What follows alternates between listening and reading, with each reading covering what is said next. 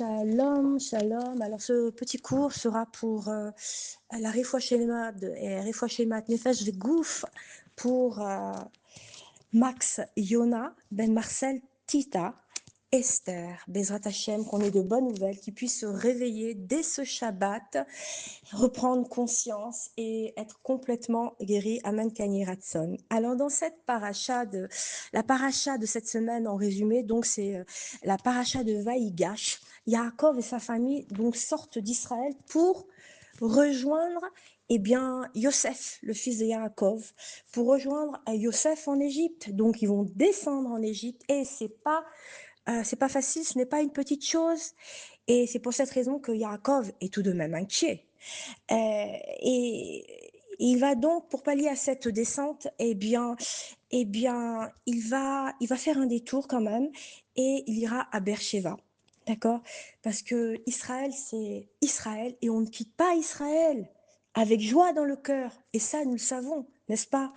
Et donc, il s'arrête à Beersheba et Dieu va lui révéler euh, qu'il va l'accompagner, qu'il va l'aider, Bezrat Hashem, et donc il se révèle à lui, il lui promet, ne crains pas de descendre en Égypte, car je ferai de toi une grande nation.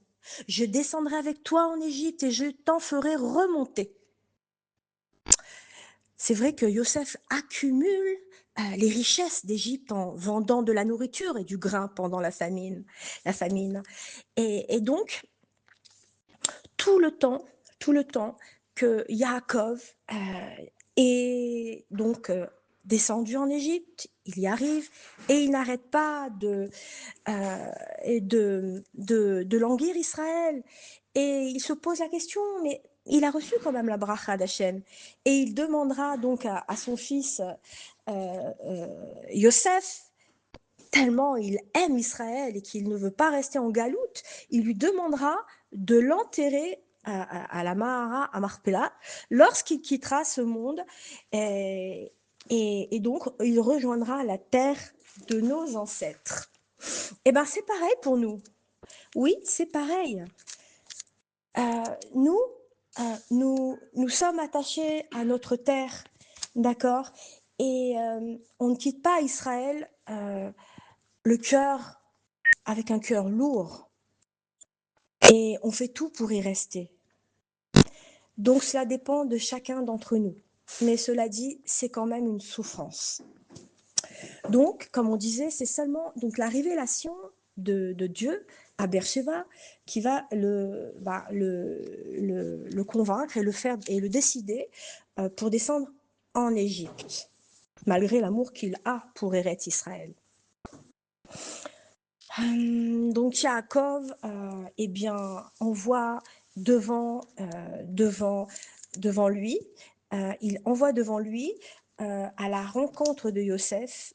Il va envoyer l'ordre et c'est un enseignement, les Oroth.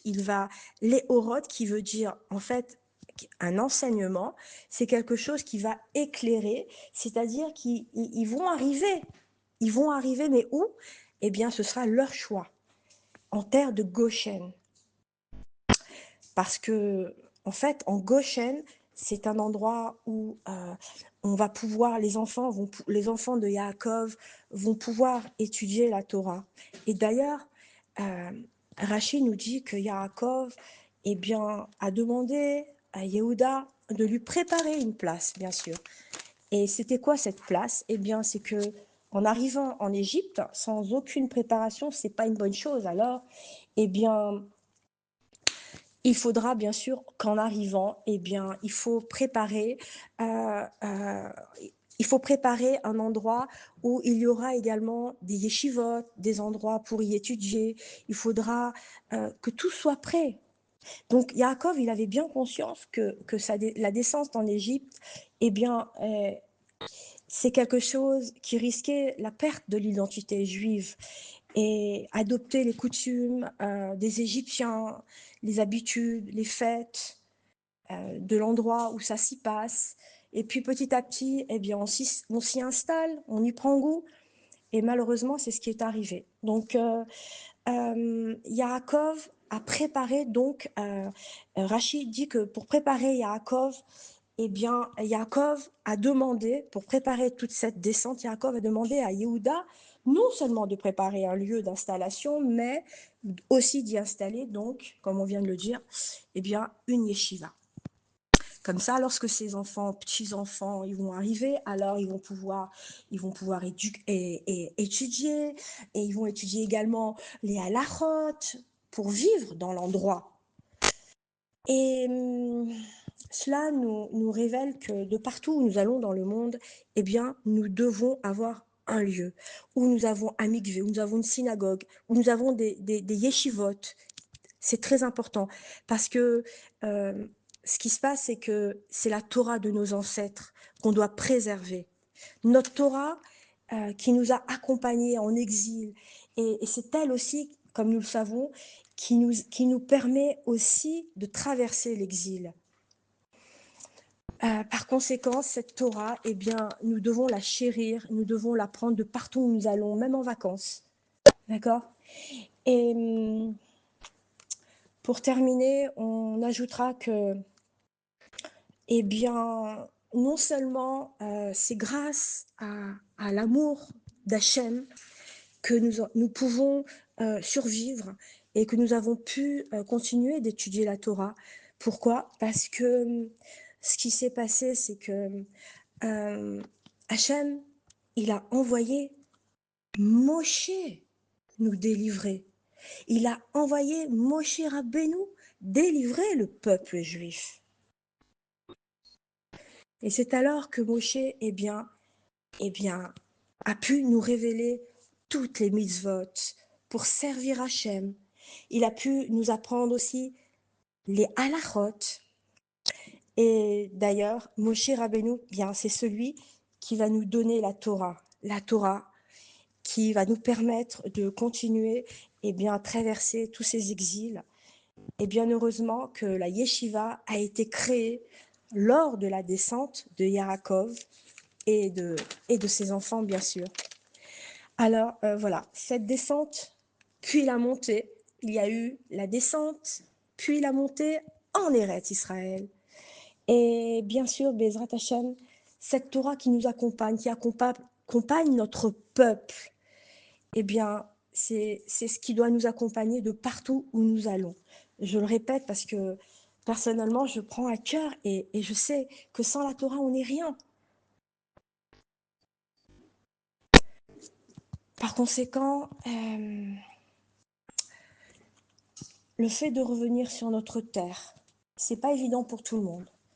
Mais quand on y est, il faut tout faire pour ne pas la quitter. Le fait de revenir sur notre terre, c'est le retour du peuple, c'est le retour de la Torah sur sa terre, de notre Torah. Et ça, c'est la prophétie de tous les prophètes qui nous ont révélé justement tout ce qui s'y passe. Et bientôt, on ne doit pas oublier que lundi soir, lundi soir et donc mardi, c'est le Ditevet. Et c'est aussi la Iloula de Rabbi Nathan, Bezrat Hashem. Alors, on doit espérer que tous ces moments vont revenir et que nous retrouverons notre Beth Amikdash. Tous les moments vont revenir avec beaucoup de joie et que nous retrouverons notre Beth Amikdash reconstruit par Hachem lui-même, Bezrat Hashem, et que, bien sûr, tout le monde pourra arriver en Israël, B'siata d'Ishmaya. Voilà. Donc, je répète, ce cours est pour la Refoua Shelema Nefesh Zegouf de Max Yona Ben Marcel, Tita, Esther, que nous puissions avoir de bonnes nouvelles pour tous les malades du Ham Israël, tous ceux qui ont besoin de Refoua. Je vous dis Shabbat Shalom ou Mevorach.